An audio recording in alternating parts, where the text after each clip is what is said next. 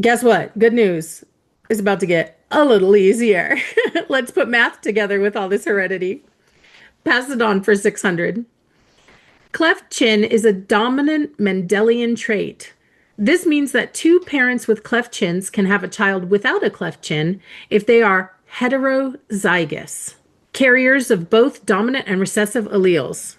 See, it's not all new to us now, but there's a new word. Heterozygous means they carry both dominant and recessive alleles. The Punnett square shows the possible genotypes of the offspring of two heterozygous parents. What is the likelihood that a child of these parents will have a cleft chin? What is the likelihood that a child of these parents will have a cleft chin? Anybody ever seen this before? This is called a Punnett square. This is why people talk about Mendelian genetics so much, because it comes with a really easy math problem that comes up a lot. And so you actually, it's really the only type of heredity we see on the GED usually is this Mendelian one. And it's because you can use this little square thing here to figure out the likelihood that your kid will have certain traits. So we take a look at the parent organism and notice that our parent organisms were both, it said, heterozygous. Just like when I say heterosexual, it means you like the opposite sex. Heterozygous means that you have opposite alleles. So this parent organism here, this guy's genotype, big C, little c. They're opposite, they're different. And then same thing for this parent organism, big C, little c. She's opposite or different. Okay. So what you do in a Punnett square is you just break it up. Here's the father's one allele and the father's other allele. The mother's one allele and the mother's other allele. And then they treat it like a times table. Big C from him, big C from her. Big C from him, little c from her.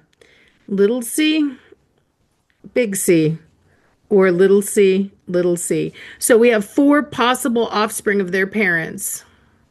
Either the offspring will have homozygous, they'll have the same, both big, the same, both little, or we have a couple of them with one big, one little. There's our four possible offspring combinations. Does that make sense? It does. Okay, I know I talk so much. The main thing to say is the middle right there shows the four possible offspring. Okay, so now we want the likelihood that a child of these parents will have a cleft chin. Let's be really, really logical with this and go through it. So, did they say cleft chin was dominant or recessive? Dominant. Yes, cleft chin is dominant. It says that in the very first sentence. That means it's a capital C for cleft chin. Awesome. So then no cleft chin would be recessive, and it would be the lowercase c. Beautiful. Now I'm going to come over here and I'm going to use that information to figure out these offspring. So if they have two big C's, are they going to have a cleft chin or no cleft chin? Question. Cleft chin. What if the offspring is heterozygous and has one big C and one little c? What are they going to look like?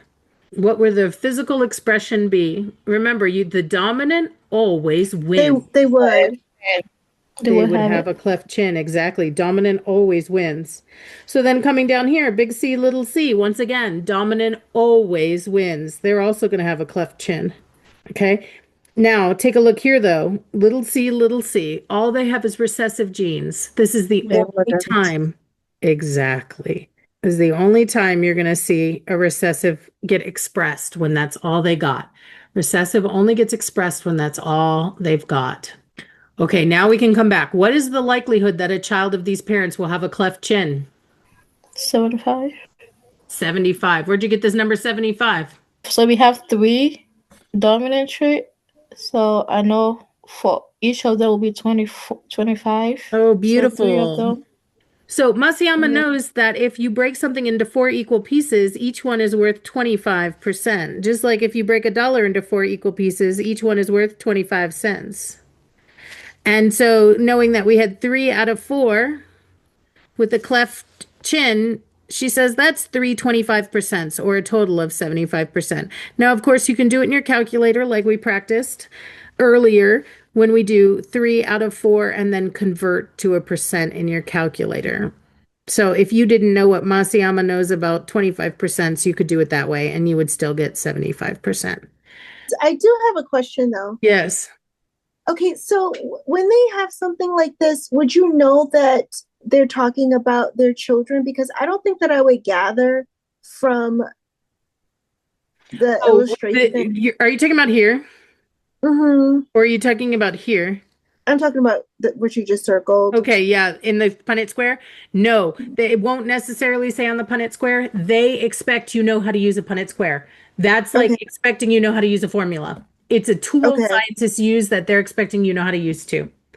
And that represents the children that they would have or could have Exactly. So they'll put together. a parent organism on one side, parent organism on the other side, and then you use it to figure out. And in fact, our very next problem involves that. So we'll learn a little bit more about it.